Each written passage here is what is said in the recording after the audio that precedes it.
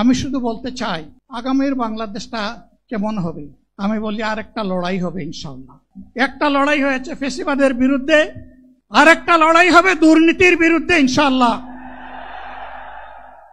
এই দুর্নীতির মূল উৎপাটন করার জন্য যা দরকার, আমরা তারুণ্য এবং যৌবনের শক্তিকে একত্রিত করে সেই লড়াইয়েও ইনশাআল্লাহ আমি জয়লাভ করব।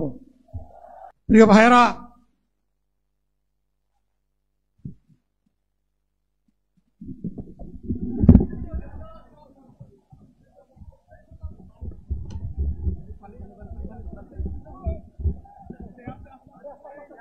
আপনারা অবস্থান করুন যার যার জায়গায়। আপনাদের সবকিছু দেখার জায়গা স্থান পরিবর্তন করবেন না, সবাই জায়গায় থাকেন, সবাই তার নিজ নিজ জায়গায় অবস্থা গ্রহণ করেন, সবাই তার নিজ নিজ জায়গায় অবস্থান গ্রহণ করেন। আপনারা নিজ নিজ জায়গায় থাকুন, প্রয়োজনীয় দিক নির্দেশনা দেওয়া হবে। আপনাদের উত্তেজিত উদ্বেলিত হওয়ার কোনো কারণ নেই।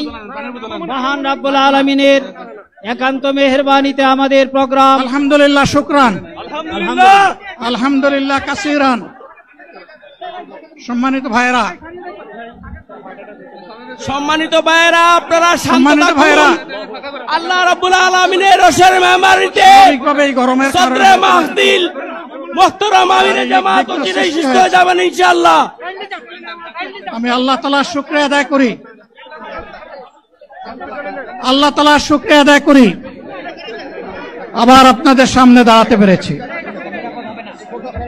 আমি বলেছিলাম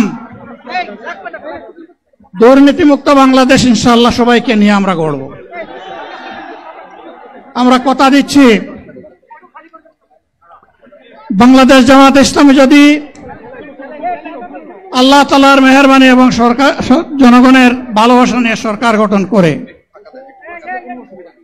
তাহলে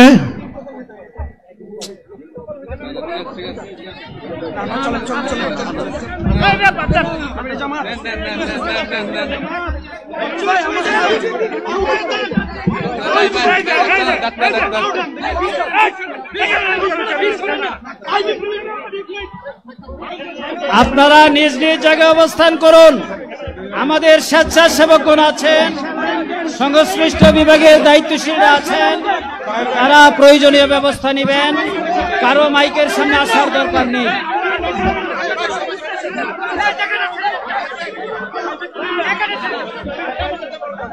আপনারা অবস্থান করুন নিজ নিজ জায়গায়।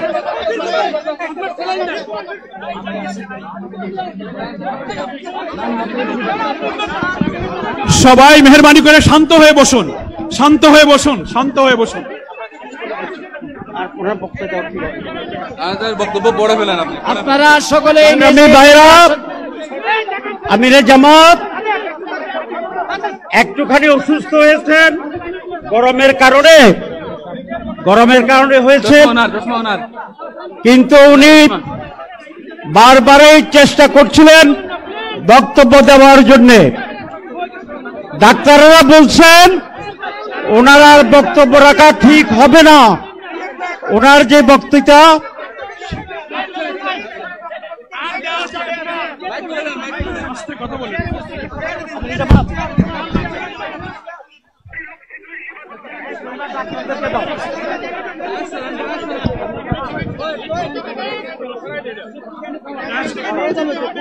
আপনারা নিজ নিজ আসনে উপবেশন করুন। সংগঠনের দায়িত্বশীলগণ প্রয়োজনীয় দিক নির্দেশনা দিবেন। আপনাদেরকে নিজ নিজ জায়গায় অবস্থান করার জন্য অনুরোধ করা হচ্ছে। দেন না এখানে আপনাদের এই ড্রোনগুলো আলহামদুলিল্লাহ, আলহামদুলিল্লাহ। আরে আল্লাহ যত সময় হায়াত দিয়েছেন, আল্লাহ যত সময় হায়াত দিয়েছেন তত সময় মানুষের জন্য লড়াই করবো ইনশাআল্লাহ। এ লড়াই বন্ধ হবে না। বাংলার মানুষের মুক্তি অর্জন হওয়া পর্যন্ত আমাদের লড়াই অব্যাহত থাকবে। বলছিলাম জামাতে ইসলামী যদি আল্লাহর ইচ্ছা এবং জনগণের ভালোবাসায় বাংলাদেশের মানুষের সেবা করার সুযোগ পায়, তাহলে মালিক হবে না, সেবক হবে ইনশাআল্লাহ। আজ আমি ঘোষণা দিচ্ছি, লক্ষ জনতাকে সাথে নিয়ে বাংলাদেশ জামাতে ইসলামী থেকে যারা আগামীতে সংসদ সদস্য হিসাবে নির্বাচিত হবেন, আরে আপনারা কথা বন্ধ করেন, আপনারা কথা বন্ধ করেন, সবাই বসে পড়েন, সবাই বসেন, বসেন, কেউ দাঁড়াবেন না, সবাই বসেন। যদি আল্লাহর ইচ্ছায়, জনগণের ভালোবাসায় বাংলাদেশ জামাতে ইসলামী থেকে সংসদ সদস্যরা নির্বাচিত হয়ে সরকার গঠন করেন, তাহলে কোন এমপি, কোন মন্ত্রী আগামীতে সরকার কিন্তু প্লট গ্রহণ করবে না। কোন এমপি এবং কোন মন্ত্রী ট্যাক্সবিহীন কোন গাড়ি চড়বে না। কোন এমপি এবং কোন মন্ত্রী তার নিজের হাতে কোনো টাকা চালাচালি করবে না। কোন এমপি এবং কোন মন্ত্রী যদি তার নির্দিষ্ট কোনো কাজের জন্য বরাদ্দ পেয়ে থাকেন, কাজ শেষ হওয়ার সাথে সাথে বাংলাদেশের 18 কোটি মানুষের কাছে তারা তার প্রতিবেদন তুলে ধরতে বাধ্য হবে।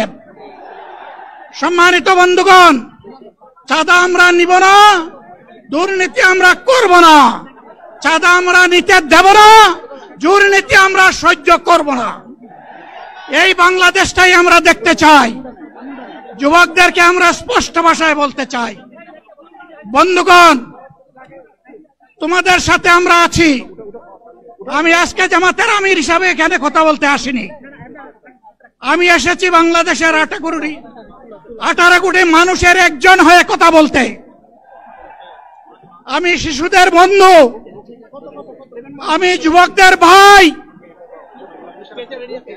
আমি বয়স্কদের সহযোদ্ধা, আমার বোনদের আমি ভাই।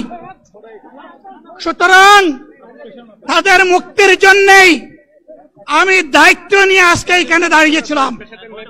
আল্লাহর ইচ্ছা, শরীর আমাকে সাময়িকভাবে সহযোগিতা করে নাই, এটাও আল্লাহর ইচ্ছা যে এখন আল্লাহ আমাকে কথা বলার সুযোগ দিচ্ছেন। আমি বলতে চাই, বাংলাদেশের নির্দিষ্ট কোন শ্রেণীর মুক্তির জন্য আমাদের এই লড়াই নয়। রাস্তার একজন পরিচ্ছন্নতা কর্মী, চা বাগানের একজন শ্রমিক, রক্ত পানি করে ঘাম জড়ানো আমার একজন রিক্সা চালক ভাই মাঠে ময়দানে বাংলাদেশের মানুষের মুখে যারা এক মুঠো ভাত তুলে দিতে চায়, আমার সেই কৃষক বন্ধুটি, আমি তাদের হয়ে আজকে এখানে কথা বলতে এসেছি। আমি কোন অভিজাত শ্রেণীর হয়ে এখানে কথা বলতে আসিনি। আল্লাহ তাআলার অশেষ মেহেরবানি, আজীবন সকল রক্ত চক্ষুকে উপেক্ষা করেছি, জেল জুলুমের পরোয়া করি নাই। আমার আফসোস, 24 সালে জাতিকে মুক্তি দিতে গিয়ে যারা জীবন দিয়ে শহীদ হলো, আমি তাদের একজন হতে পারলাম না।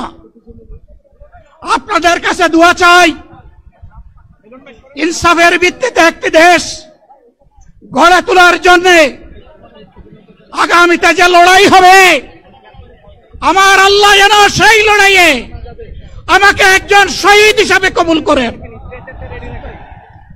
সম্মানিত বন্ধুগণ, আমাদের প্রিয় শহীদ নেতৃবৃন্দ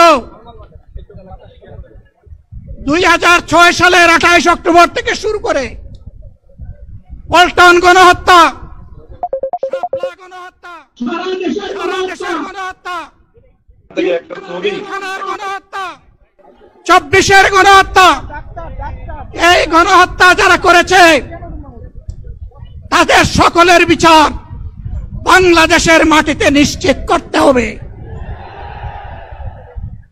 এদের বিচারের দৃশ্যমান প্রক্রিয়া শুরু না করা পর্যন্ত পুরানা ব্যবস্থাপত্রে বাংলাদেশ আর চলবে না।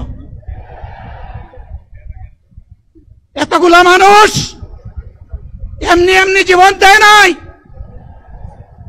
জীবন দিয়েছে জাতির মুক্তির জন্যে। যদি বস্তাপোতা পুরানা সবকিছুই টিকে থাকবে, তাহলে কেন তারা জীবন দিয়েছিল?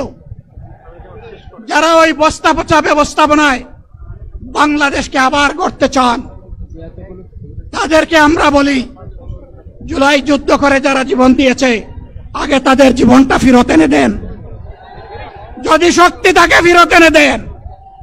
আপনারা পারবেন না, যেহেতু পারবেন না, কাজেই নতুন ব্যবস্থায় নতুন বাংলাদেশ গড়ে তোলা হবে ইনশাআল্লাহ।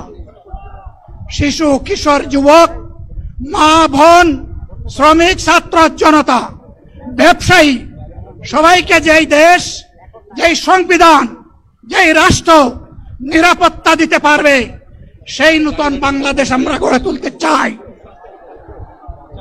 ভাইয়েরা, আমাকে সবাই চাপ দিচ্ছে, কেউ বলে ভাই শেষ করেন, কেউ বলে চাচা শেষ করেন। আমি তাদেরকে নিশ্চয়তা দিয়ে বলছি, আমার মৌত আমার আল্লাহ নির্ধারিত সময় থেকে 1 সেকেন্ড আগে হবে না, এবং হায়াত যা দিয়েছেন তার 1 সেকেন্ড আগেও আমি যাব না। অতএব মহান আল্লাহর কাছে আবারও তৌফিক চাই। আপনাদের কাছে যে কষ্ট হয়েছে, আপনারা, আমি তো এখানে শান্তিতে বসাচ্ছিলাম আর চতুর্দিকে শুধু দৃষ্টি বুলাচ্ছিলাম, কি কষ্ট হচ্ছে আমার ভাইদের। প্রিয় ভাইরা, এই কষ্ট আল্লাহর জন্য। এই কষ্ট কার জন্য? ইনশাআল্লাহ আল্লাহ তাআলা আপনাদেরকে তার উপযুক্ত জাযা দুনিয়ায় দিবেন, আখিরাতে দিবেন। আপনাদের এই ত্যাগের বিনিময়ে নতুন বাংলাদেশ আমরা পেয়ে যাব। আসুন সেই নতুন বাংলাদেশের জন্য একবার স্লোগান দিয়ে শেষ করি, নারায়ে তাকবীর। আসসালামু আলাইকুম ওয়া রাহমাতুল্লাহ।